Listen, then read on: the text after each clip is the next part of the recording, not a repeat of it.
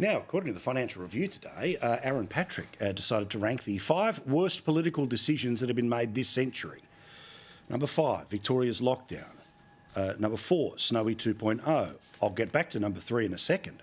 Number 2, the NDIS funding design. Number 1, the GST changes. The number 3 was the NBN. To discuss it is the father of the NBN, the man who, of course, put it all in place, and we've had plenty to say in the years since, despite the fact that, of course, I'm a customer, like many other millions of Australians, is, of course, Stephen Conroy, former Communications Minister, Bronwyn Bishop, former Speaker of the House. Well, congratulations, Stephen. Is this one going to go up on the wall? The 3rd worst political decision of the century. Well, look, I don't think Aaron, who I've known since he was 17, he's not a great friend of mine.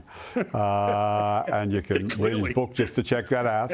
But unfortunately, I wouldn't put, on his job application form, telecommunications expert.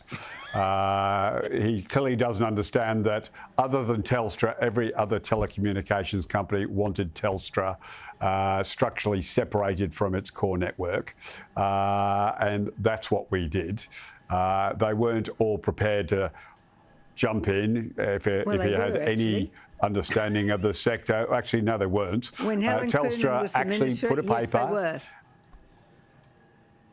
Helen Coonan thought that broadband could only go 4 kilometres from an exchange. So let's leave Helen aside. So Saltra here turned up. So, Stephen? That's a true statement. Did yours on the back I think of a so. postcard. You need to watch the 7:30. So Telstra, this is just facts again, Bronwyn, and I know that you're not familiar with them. Telstra, Sol Trujillo turned up to Parliament House. He flew in on his jet. Could have borrowed your helicopter, but he flew in on the jet.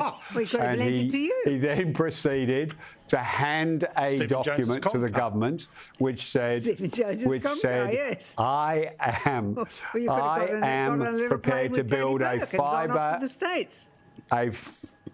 fibre network in 5 capital cities, north and south of Sydney. Said it all. That's what Telstra offered to do.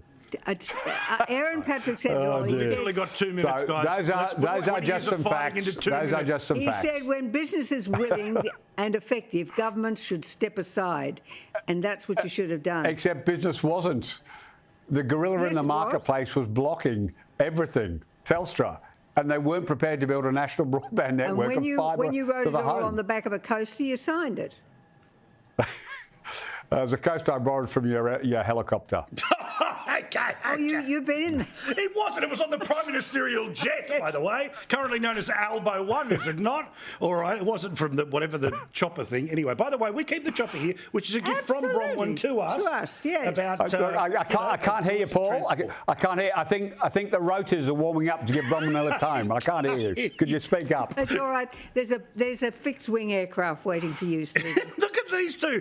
Can we have them every Wednesday, please? Every Wednesday. And I'll even do like a 10-minute editorial just so they can have more of it. Thank you, guys. Do appreciate it. Back to your corners. Enjoy your week. Enjoy your footy teams. Enjoy everything else.